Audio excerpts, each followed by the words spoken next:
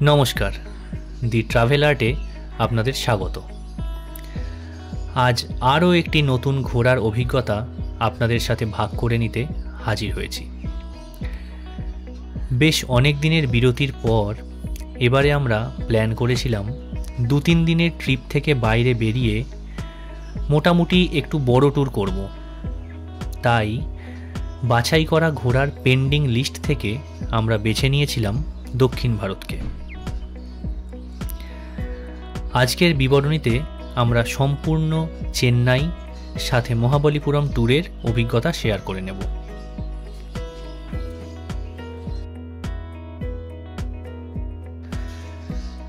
শনিবার দুপুর 12:30টায় আমাদের ট্রেন ছিল হাওড়া স্টেশন থেকে। শতাব্দী এক্সপ্রেসের থার্ড এসির যাত্রাটা সুখকর হবে বলেই এক্সপেক্ট করেছিলাম। শুধু চিন্তায় ছিলাম সময়টা নিয়ে, কারণ ওই সময় প্রায় সব দূরপাল্লার ট্রেনই 2-3 ঘন্টা লেট করে পৌঁছচ্ছিল। তবে আমাদের ট্রেনটি 125 এমনকি 130 কিলোমিটার প্রতি ঘন্টাতেও চালিয়েছিল। তাই হয়তো ভাগ্য সুপ্রসন্ন ছিল বলেই মাত্র 4 মিনিট লেটে ট্রেনটি আমাদেরকে আমাদের গন্তব্যে পৌঁছে দিয়েছিল। তাতে অবশ্য আমরা মনে মনে উচ্ছ্বসিতই হয়েছিলাম যে শুরুটা ভালো হয়েছে যখন, পুরো ট্যুরটা আশা করি ভালোই হবে। কারণ কথায় আছে, মর্নিং সোজ দ্য ডে। সময় মতো অর্থাৎ পরদিন বিকালে আমরা চেন্নাই সেন্ট্রাল স্টেশনে পৌঁছে ওখানে একটি ভালো হোটেল দেখে সেখানে উঠেছিলাম। হোটেলটির নাম ছিল প্যারাডাইস গেস্ট হাউস। রুমে অত্যাধুনিক ব্যবস্থা অর্থাৎ এলইডি স্মার্ট টিভি থেকে শুরু করে মিনি ফ্রিজ, এসি সবই ছিল। আর সবথেকে পছন্দের বলতে হোটেলটির লিফটটি ছিল উপর থেকে নিচ পর্যন্ত পুরোটাই কাঁচের এবং ফুললি টাচ স্ক্রিন, যেটি হয়তো এখনো পর্যন্ত আমার দেখা শ্রেষ্ঠ বলেই মনে হয়েছে। রুমের ভাড়া পড়েছিল ঘর পিছু 1200 টাকা মাত্র বললাম এই কারণে, বর্তমান সময়ে পিক সিজনে ওই রকম একটা হোটেল 1200 টাকায় পাওয়া মানে তার নিতান্তই কম বলা যেতে পারে। তো সেই দিন আমরা চেন্নাইয়ের স্পেশাল মশালা ধোসা খেয়ে রাতের ডিনারটা সেরেছিলাম এবং পরদিনের ট্যুরের জন্য গাড়ির ব্যবস্থা করে নিয়েছিলাম। কয়েকটি ট্যুর অপারেটরের অফিসে ঘুরেও হোটেল থেকে যে ট্যুরটির ব্যবস্থা করে দেওয়া হয়েছিল সেটিই আমাদের জন্য কমফোর্টেবল, অ্যাফোর্ডেবল এবং লাভদায়ক বলে মনে হয়েছিল। পরদিন সকালে 8টায় বেরোনোর টাইম থাকলেও সঙ্গে কচি কাঁচা থাকায় মিনিট 20 মতন লেট করে আমরা আমাদের ঠিক করা শেভরোলের টাভেরা গাড়ি করে সাইট সিনের জন্য রওনা হয়েছিলাম। প্রথমেই আমরা চলে গিয়েছিলাম চেন্নাইয়ের ফেমাস মেরিনা বিচে। রাস্তায় গাড়ি রেখে সুবিশাল বিস্তীর্ণ বালিয়াড়ি পেরিয়ে আমরা গিয়েছিলাম সমুদ্রের সন্নিকটে। বলতে দ্বিধা নেই, দীঘা পুরী অনেকবার ঘুরলেও এ সমুদ্র এক হলেও ঢেউগুলো যেন ভিন্ন, ভীষণ অচেনা। নিজের উথাল পাথাল শব্দে আমাদের যেন আরও আকৃষ্ট করছিল। চড়া হলুদ রঙের বালি আর নীলাভ ঢেউগুলো প্রখর রৌদ্রে যেন আরও ঝলমল করছিল। লোকাল এবং ট্যুরিস্টদের সাথে একদল বিদেশিকেও দেখলাম সি বিচের আনন্দ উপভোগ করতে। এরপর নিজেদের কয়েকটি ছবি তুলে নিয়ে বেশ অনেকক্ষণ সময় কাটিয়ে আমরা বেরিয়ে পড়লাম আমাদের পরবর্তী গন্তব্যের উদ্দেশ্যে। আমাদের পরবর্তী গন্তব্য ছিল ভিজিপি গোল্ডেন বিচ। এটি মূলত সি বিচ লাগোয়া একটি অ্যামিউজমেন্ট পার্ক, যাতে ওয়াটার পার্ক থেকে ড্রাই পার্ক, বিভিন্ন রাইড, থিয়েটার, চিলড্রেন্স মিউজিয়াম আরও অনেক কিছু আছে।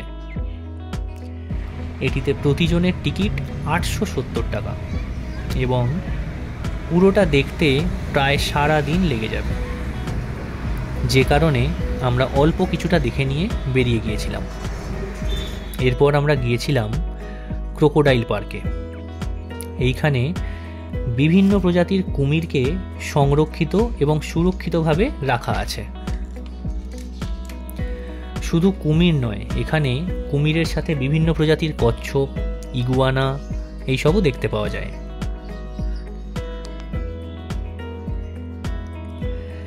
এখানকার টিকিট প্রাইস সাধারণের জন্য 100 টাকা এবং 3 বছরের ঊর্ধ্বের বাচ্চাদের জন্য 50 টাকা মাত্র।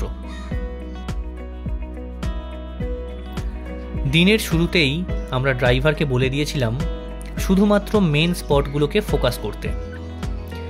জু বা মিউজিয়াম দেখে আমরা সময় নষ্ট করতে চাইনি।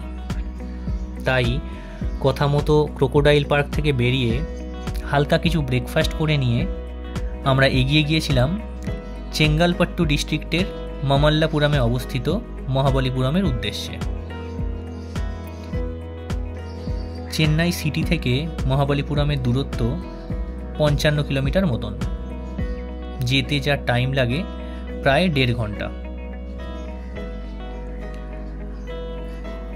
মহাবলীপুরম সি শোর টেম্পল হল বঙ্গোপসাগরের তীরে পল্লব রাজা দ্বিতীয় নরসিংহ বর্মনের দ্বারা প্রতিষ্ঠিত 8ম শতাব্দীর একটি শিবের মন্দির। মন্দিরটিতে ঢুকতে 50 টাকা করে টিকিট কাটতে হয়। এগোলে এগোক না, আমি যাচ্ছি। এখানে বয়স্কদের যাওয়ার জন্য ব্যাটারি চালিত গাড়ির সুব্যবস্থা আছে। সমগ্র মন্দিরটি গ্রানাইটের তৈরি। সমুদ্র তীরবর্তী এলাকাতে হওয়ার কারণে 2004 সালের সুনামিতে আশেপাশের অনেক ক্ষয়ক্ষতি হলেও মন্দিরটিতে তেমন কোনো আঁচ আসেনি। পাথরের খাঁজকাটা কারুকার্যগুলি সত্যিই মুগ্ধ করার মতো।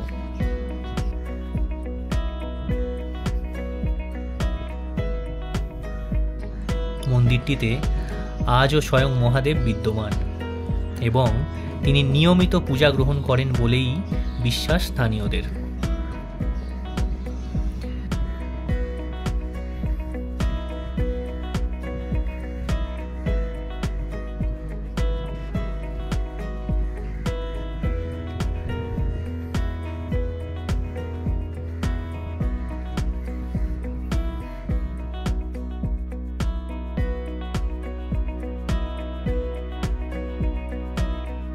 এক অভূতপূর্ব স্থাপত্যকে প্রত্যক্ষ করে আমরা এগিয়ে এলাম মহাবলীপুরম বিচের কাছে। বিচটি মন্দির লাগোয়াই বলা চলে। সমুদ্রের বেলাগাম ঢেউগুলি হলুদ বালির উপর এমনভাবে আছড়ে পড়ছিল যা সত্যিই দেখার মতো। সমুদ্রের প্রায় জলের মধ্যেই একটি প্রকাণ্ড পাথরের ভিতর একটি মন্দির লক্ষ্য করলাম, যাতে ওঠার মতো সিঁড়িও রয়েছে। তবে পাথরটি জলের মধ্যে অবস্থিত, যা সত্যিই অবাক করছিল আমাদেরকে। এখানকার কাঁচা মিঠে আমের স্বাদ পরখ করে বড়ই তৃপ্তি পেলাম। মহাবলীপুরম বিচের একটি সুন্দর প্যানোরামিক ভিউ আমরা পেয়েছিলাম, যা আমাদের মনকে আনন্দে মুখরিত করে তুলেছিল। ওখান থেকে বেরিয়ে আমরা লাঞ্চ করে নিয়েছিলাম। লাঞ্চে আমরা নিয়েছিলাম সাউথ ইন্ডিয়ান অথেন্টিক ভেজ থালি। দাম পড়েছিল 140 টাকা পার প্লেট। এখানকার খাবারে টকের পরিমাণ ছিল সত্যিই একটু বেশি।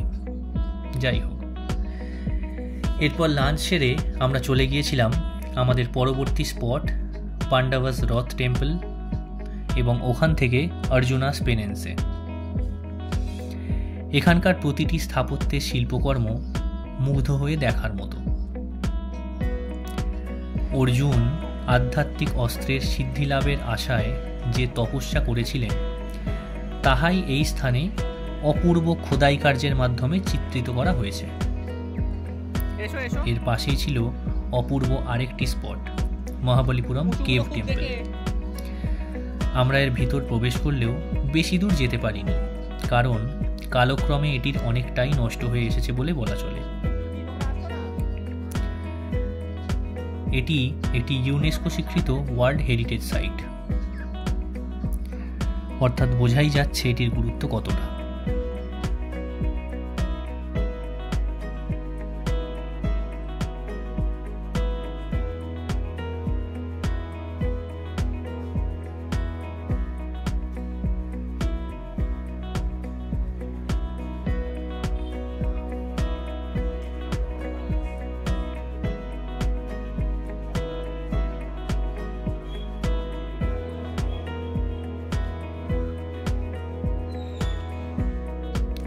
এখানকার অপর একটি স্থান কৃষ্ণা মণ্ডপম অর্থাৎ কৃষ্ণর মন্দির দেখে আমরা এগিয়ে গিয়েছিলাম পায়ে হাঁটা 2 মিনিটের দূরত্বে আমাদের মহাবলীপুরম ট্যুরের শেষ স্পটে।